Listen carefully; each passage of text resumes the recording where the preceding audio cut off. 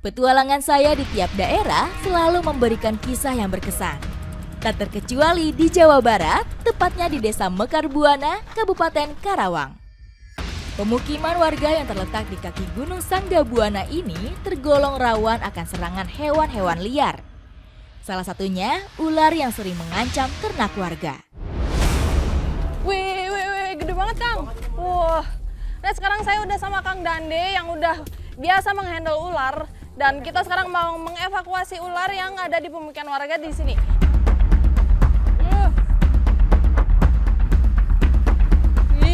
Mengevakuasi ular liar tidak dapat dilakukan oleh sembarang orang. Saya pun ditemani oleh ahli yang biasa mengamankan ular-ular.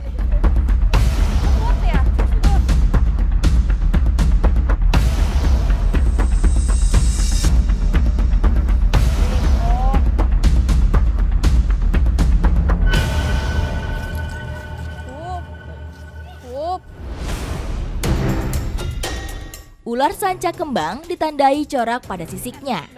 Ular yang mendiami kawasan Asia Tenggara ini masih banyak ditemukan di kawasan Sangga Buana.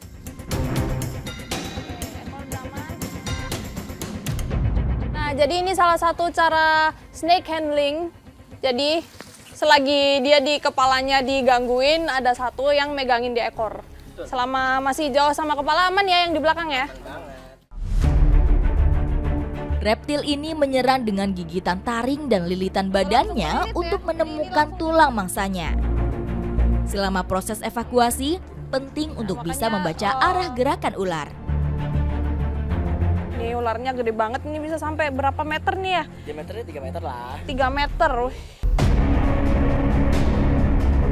Ketika terpaksa mengevakuasi ular seorang diri, maka kepala ular dapat dijepit di antara kedua kaki. Untuk melepaskan lilitannya, harus dimulai dari bagian ekornya.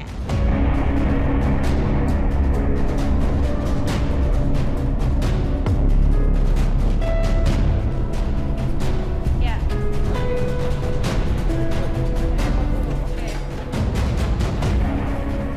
Kepalanya diamanin dulu ya. Melilit lagi dia ya, masih berusaha buat melawan. Dia melawan. Wah. Lepasin. Ay, takut banget. Ah. Aman ya.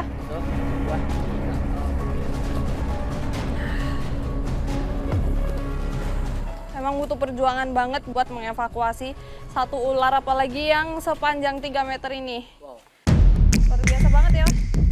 Setelah berjuang mengatasi perlawanan ular, kami pun berhasil mengamankannya ke dalam karung.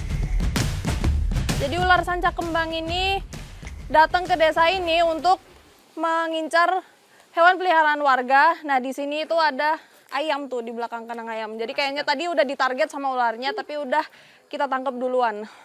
Mantap, Kang. Selanjutnya, ular kami bawa untuk direlokasi ke tempat yang aman. Mau dirilis di mana kira-kira? Kita ke atas ya untuk rilisnya. Masuk ke dalam sini ya? Ya.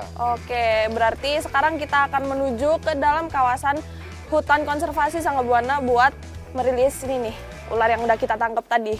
Ikuti jejak saya, jejak petualang.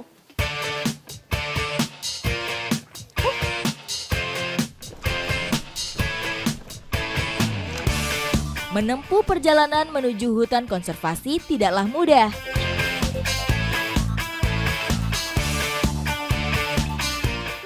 Meskipun kita udah nanjak dari tadi, tapi kita belum nyampe ke titik pelepasan karena di sini di sebelah kanan kiri kita masih banyak perkebunan pisang milik warga. Jadi kita nyari tempat yang jauh dari perkebunan.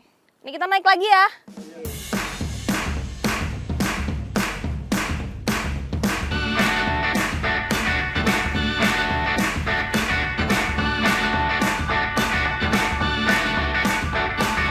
Nah, jadi kenapa kita memutuskan untuk melepaskan ular di tempat ini? Karena kawasan hutan ini ekosistemnya masih terjaga banget.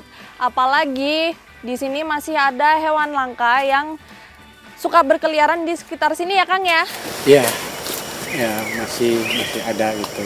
Beberapa waktu lalu sempat di jalur sini kita nangkep macan tutul sama macan kumbang dan hewan-hewan lainnya. Jadi emang di sini ada macan tutul dan macan kumbang yang terekam sama kamera trap. Jadi kamera trap ini buat memantau keberadaannya ya. Iya. Tuh. Keberadaan macan kumbang dan macan tutul Jawa yang terdapat di Gunung Sanggabuana bukanlah hal aneh. Sebagai hewan endemik Indonesia, kucing besar ini memang mendiami hutan-hutan di pegunungan. Macan tutul dan macan kumbang masih termasuk satu spesies.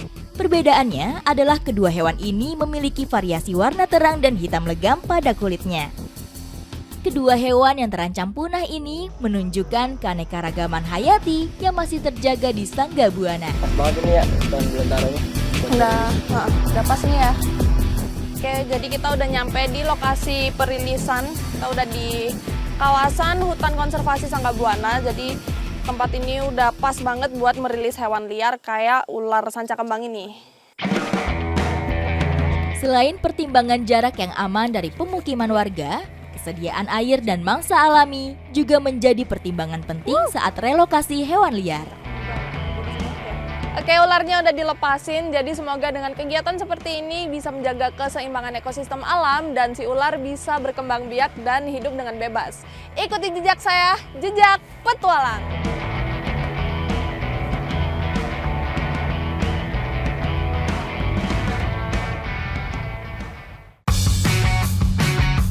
Jawa Barat merupakan salah satu daerah penghasil ubi terbesar di tanah air.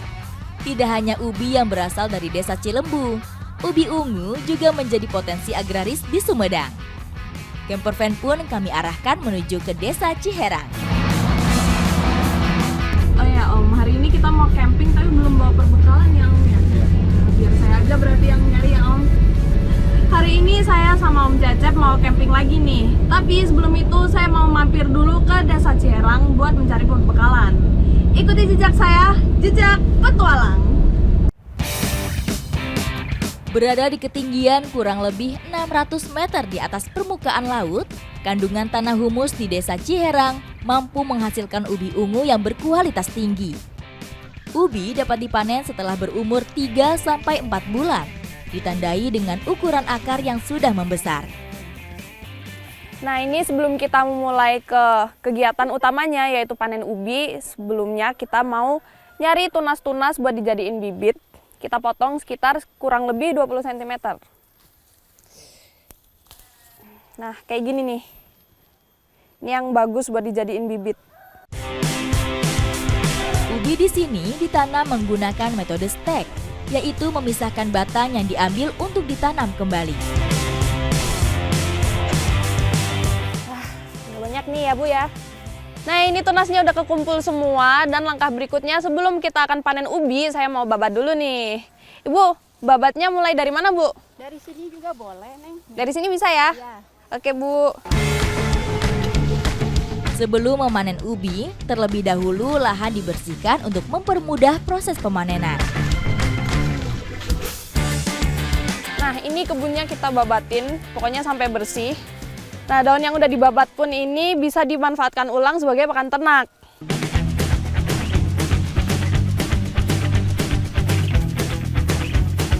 Nah ini yang udah selesai dibabat, sekarang mau kita gali buat diambil ubinya untuk kemudian dilakukan ke proses berikutnya.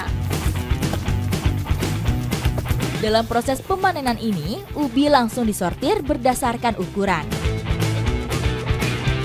Jadi ubi ungu di desa ini terdapat 2 grade, yaitu grade A sama grade B. Bedanya, kalau grade A itu yang gede sama gemuk-gemuk kayak gini nih. Kalau yang grade B kayak gini, lebih kurus sama kecil. Meski tanpa irigasi dan hanya mengandalkan curah hujan, ubi ungu yang dihasilkan desa Ciherang termasuk berkualitas tinggi. Nah, ini hasil ubi ungu yang udah dipanen harus melalui 1 tahap lagi sebelum dipasarkan. Dari 1 petak aja bisa menghasilkan sampai 600 kilo. Nggak kebayang kalau 1 lahan berarti bisa bertonton jumlahnya. Melimpahnya hasil panen merupakan wujud dari alam yang masih terjaga dan nutrisi unsur hara yang terkandung di tanah Ciherang. Berbekalan ubi ungu, selanjutnya kami bawa menuju lokasi camping. Bersama teman campervan, kami sepakat menghentikan mobil kami di Taman Seribu Cahaya. Bukit yang terletak di Desa Paku Alam, Sumedang ini menyajikan pemandangan indah ke arah Waduk Jati Gede.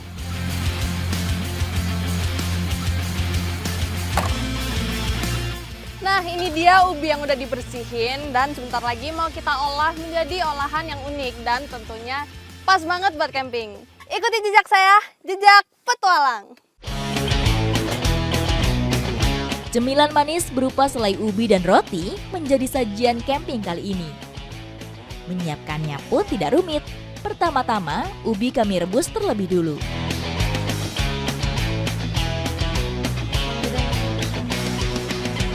Wow, ini ubinya udah lunak kelihatannya. Nah, sekarang kita mau kupasin dulu kulitnya sebelum dilanjutkan ke tahap selanjutnya. Kita kupasin deh.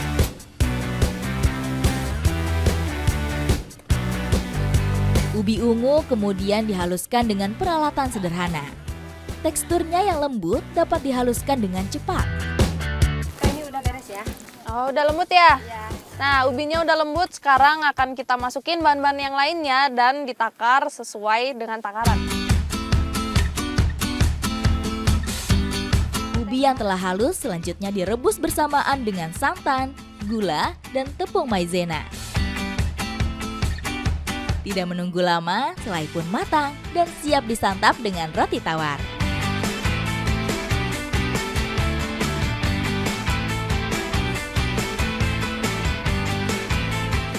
Ini dari warnanya aja udah kelihatan menarik banget dan gak pakai lama karena aku udah lapar, mau langsung aku makan aja. Cemilan praktis seperti ini sangat membantu di kala camping. Apabila disimpan dengan cara yang tepat, selai ubi bisa tahan hingga berminggu-minggu. Ternyata nggak cuma kelihatan menarik di warnanya aja, dari segi rasa ini juga enak banget karena ubinya ini masih sangat kerasa. Apalagi tadi ditambahin santan jadi manis gurih gitu. Enak sih ini. Hidangan kaya karbohidrat dan serat seperti ini bagus sebagai sumber tenaga saat bertualang dan camping.